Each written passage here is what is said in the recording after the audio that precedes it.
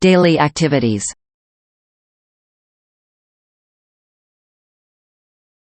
What time do you get up? I get up about 7:15. What time is breakfast at your house? Breakfast is always at 8. What do you do in the afternoon? I usually study or read a book. What do you do over the weekend? I normally enjoy sports and visit friends. Do you ever go to museums? I go every now and then. What kind of things do you like to see?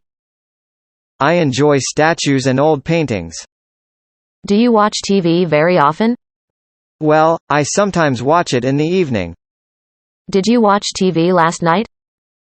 Yes, I did. I saw several good programs. Do you ever listen to the radio? Yes, in fact, I listen it every night. What do you normally listen to? I listen to pop music programs.